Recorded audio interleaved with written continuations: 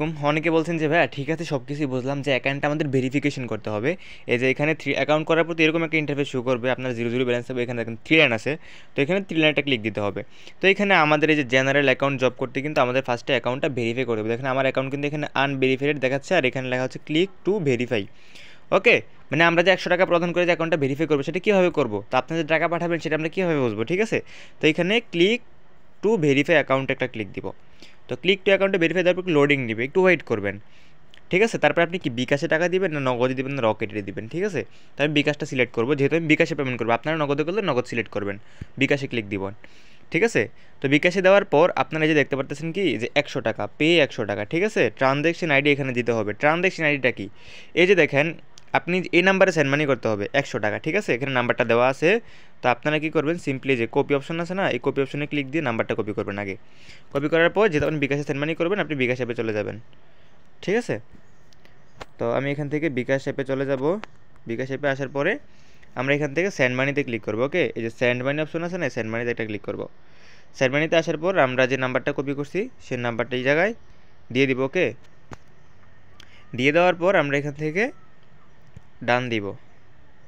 দিয়ে দেওয়ার পর আমরা এখান থেকে 100 টাকা সেন্ড মানি করে দিব। ওকে, 100 টাকা সেন্ড মানিতে ক্লিক করার পর আমরা এখান থেকে আমাদের মোবাইলের পিন নাম্বারটি দিয়ে দিব, ঠিক আছে। দিয়ে দেওয়ার পর এখান থেকে ট্যাপ করে দিয়ে দিব। ওকে, দেখেন আমার পেমেন্টটা কিন্তু সফলভাবে পাঠানো হয়েছে। এবার আমি এখান থেকে কিন্তু যে ট্রানজ্যাকশন আইডি, ঠিক আছে, ট্রানজ্যাকশন আইডিটা কিন্তু আমার এখান থেকে কপি করতে হবে। তো জাস্ট আমি এখান থেকে যে দেখেন ট্রানজ্যাকশন আইডিটা কপি করব। ট্রানজ্যাকশন এখানে ক্লিক দিলে যে কপি হয়ে যাবে, তারপর আমরা এখানে চলে আসব। এই যে এই জায়গায় বলা হয়েছে ট্রানজ্যাকশন আইডিটি দিন, যে ট্রানজ্যাকশন এখানে পেমেন্ট করে কপি করলাম। এই এই যে বিকাশ থেকে যে এই যে ট্রানজ্যাকশনটা আনলাম, এটা এই ট্রানজ্যাকশনটা এটা আমরা এই ট্রানজ্যাকশন আইডিতে এই জায়গায় বসায় দিব।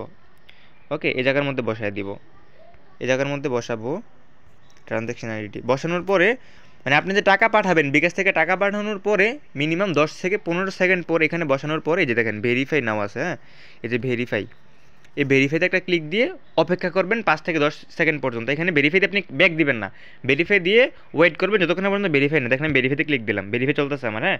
উপরে একটু লোডিং নিচ্ছে, একটু অপেক্ষা করবেন এই জায়গার মধ্যে, ঠিক আছে। দেখেন আমার কিন্তু অটোমেটিক ভেরিফাই হয়ে গেছে। এখানে 5 থেকে 10 সেকেন্ড ওয়েট করতে হবে আপনাকে, নাহলে কিন্তু আপনার অ্যাকাউন্টটা ভেরিফাই হবে না। দেখেন আপনার যে ইউর পেমেন্ট সাবমিটেড সাকসেসফুলি। এখন যদি আমি প্রোফাইলে আসি, দেখেন আমার অ্যাকাউন্টটা কিন্তু ভেরিফাইড লেখা উঠছে। ওকে, তো এখন চাইলেই কিন্তু আমি এই যে জেনারেল অ্যাকাউন্ট জবে ক্লিক করে আমি কিন্তু জবটা সাবমিট করতে পারবো। দেখেন এই জেনারেল অ্যাকাউন্টে আমি ক্লিক করলে আমার একটা স্লট ওপেন হয়ে গেছে। আমি এখান থেকে প্রত্যেকদিন 4টা করে জব পাবো, ঠিক আছে। এখানে অ্যাপ্লাই নাওতে ক্লিক করলে দেখেন, দেখতে পাচ্ছেন। তো এইভাবে কিন্তু সবাই অ্যাকাউন্ট অ্যাক্টিভ করে নেবেন। আই থিঙ্ক বুঝতে পারছেন বিষয়টা।